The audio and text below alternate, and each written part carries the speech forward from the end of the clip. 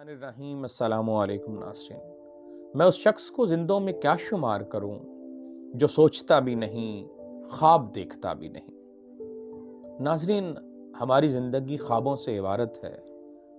ہم بہت سے سپنے سجاتے ہیں، بہت سے خوابوں کی تکمیل کے لیے تگ و دو اور کوشش بھی کرتے ہیں، کیونکہ خواب زندگی کی علامت ہیں، خواب زندگی ہیں۔ اس لیے خواب دیکھنے چاہیے، ضرور دیکھنے چاہیے، کیونکہ انسانی عظمت جو ہے، انسانی شہرت اور کامیابی اور ناموری اصل میں خوابوں میں ہی تو پوشیدہ ہے، اور ہر کامیابی کا جو پہلا قدم ہے وہ خواب ہی تو ہوتے ہیں، کیونکہ انسان بڑے نہیں ہوتے بلکہ ان کے خواب انہیں بڑا بناتے ہیں، ان کے ڈریمز انہیں آسمانوں کی بلندیوں تک لے کر جاتے ہیں۔ لیکن غور کیا جائے تو آخر وہ کون سے خواب ہیں اور وہ کون سی اشیاء ہیں، وہ کون سے معیارات ہیں جن کو ہم خوابوں سے تعبیر کر سکتے ہیں؟ کیا بنگلہ خواب ہے؟ گاڑی خواب ہے؟ دولت اور مال و متاع کے انبار خواب ہیں؟ شہرت اور ناموری خواب ہیں؟ ناظرین، ان اشیاء کو، ان چیزوں کو ہم نے خواب تصور کیا ہوا ہے، حالانکہ یہ خواب نہیں ہے بلکہ یہ مقدر ہیں، اور مقدر پروردگار عالم نے ہر شخص کا لکھ دیا ہے۔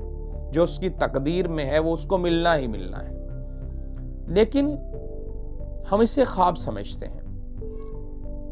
خواب یہ خواب نہیں ہے، ہم نادان ہیں جو ان کو خواب سمجھتے ہیں۔ خواب دیکھنے ہیں تو دیکھیے، شوق سے دیکھیے، لیکن فانی انسان کو ابدی زندگی کے خواب دیکھنے چاہیے۔ فانی انسان کو اس حقیقت کے خواب دیکھنے چاہیے جس کو جھٹلایا نہیں جا سکتا۔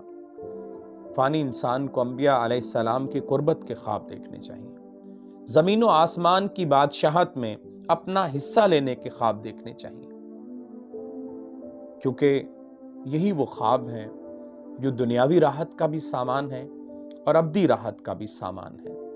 اور ہمیں یہ دیکھنا چاہیے کہ پروردگار عالم ہم پر اپنی محبت اور اپنی رحمت کی بارش کر رہا ہے۔ اس طرح کے خواب دیکھیے، کیونکہ خوابوں کو جب پر لگتے ہیں تبھی ٹھکانے ڈر لگتے ہیں۔